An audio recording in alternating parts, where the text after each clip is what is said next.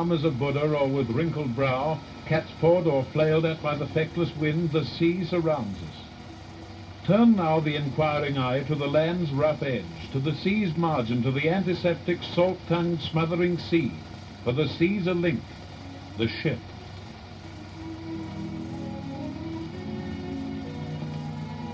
Yes, wheels are waterborne, and below the hatches is a segment of civilized world, anything from bags of cement to a packet of matches.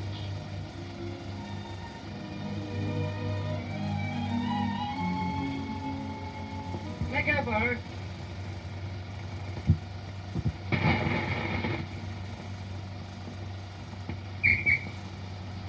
Let go up. All clear for us, sir. Aye.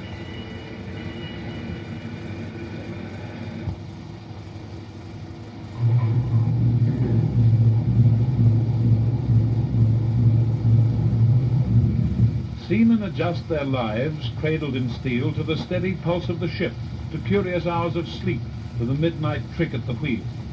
Signed on with wind and the weather, it's not a romantic life, you're a bit of a slave. It's plain, hard, hazardous work to work with the white-collared wave. Hard apart, hard apart.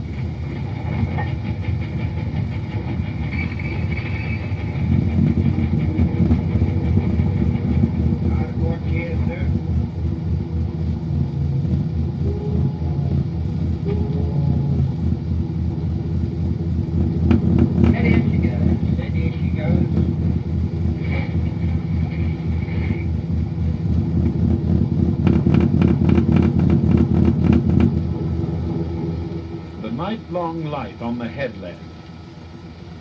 How does it bear? Where bearings intercept is the ship's charted position.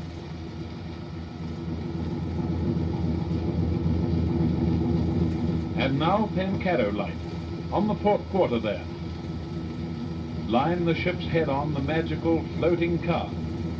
Knowledge and skill create a road across the dark unroaded strait. Every shore is hostile, though it's hurled. South 22 west. South 22 west.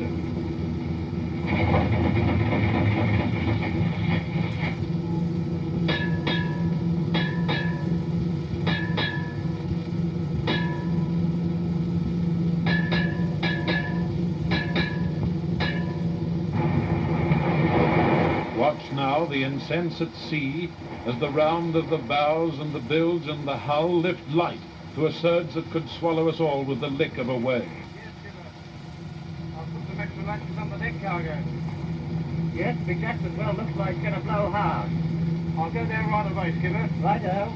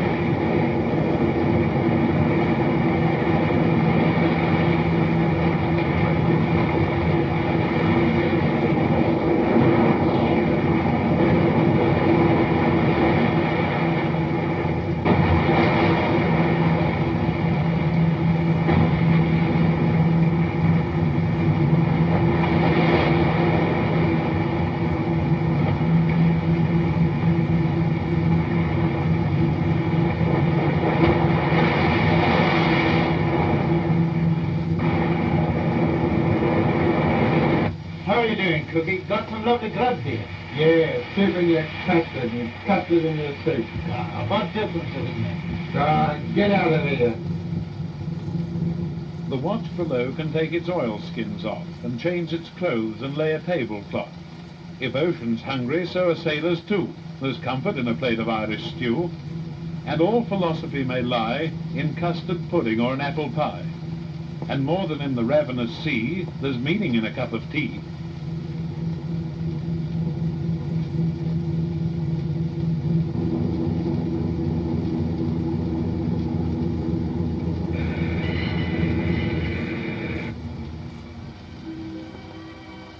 In from the hazardous sea lies the harbour, smooth carpet for keels, where peninsula hills cushion the shock of Pacific with rampart of rock.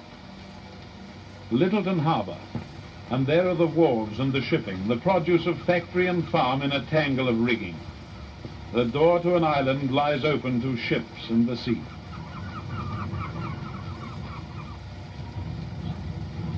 Fill on the job. There's the papers. We've got 850 tons this trip and a few heavy lifts. 850. Well, we should get you away by wind. From the hold they lift the hatches, hoist the cargo out in batches. Shifted, lifted, underslung, roped and hooked and steel wire hung, come trucks and lucks and tools of trade, motor tires, a dozer blade, breakfast foods and patent ringers, throaties for the throats of singers, a drum of oil, a case of books, this side up and use no hooks, a bale of silk from overseas, bangles from the Bengalese, a case of tea, machinery parts, a box of buttons, sets of darts, things for farmers, things for charmers, a cake of staples, silk pyjamas, all are in the hold together, tightly stowed against the wet.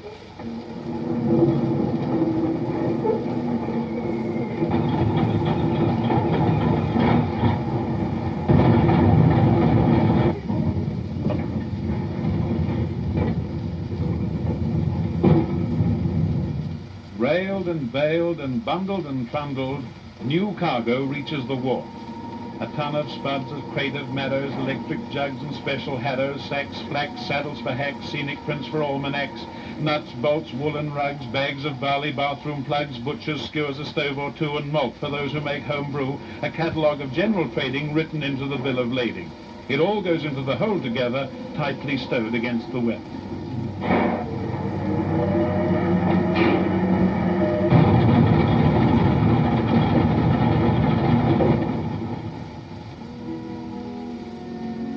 Though eyes upon the bridge will never sleep, the ship nods gently.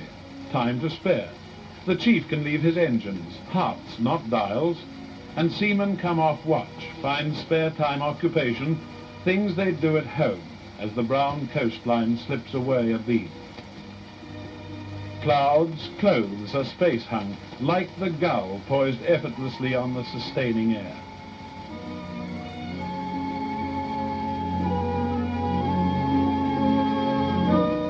The obsequious foam crawls flattering to the ship and then crawls home.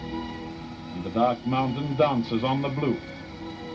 Up through the strait, past Terrawhitty Light, past Plympton and past Otaki Beach, the long run northward at a good 9 knots. The shore has seaward eyes, speaks to the ship from far, the winking land. Message reads, hurry long breeze, the tide's on the turn, skipper. Drop down and tell the chief to give her that other knot. Right, Chief, skipper wants another knot or we'll miss the tide.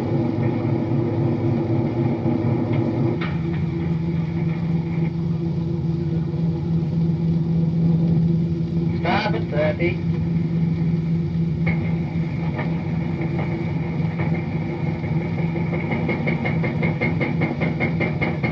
Starboard 30 years, sir.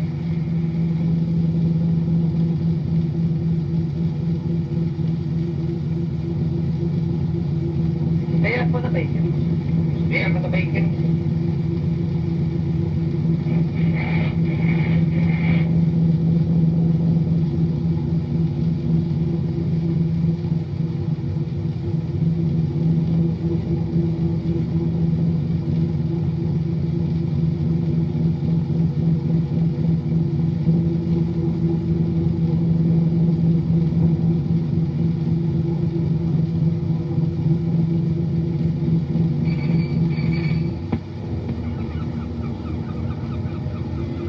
All ports are much the same. Masts, beacons, buoys, a tide that ebbs and floods.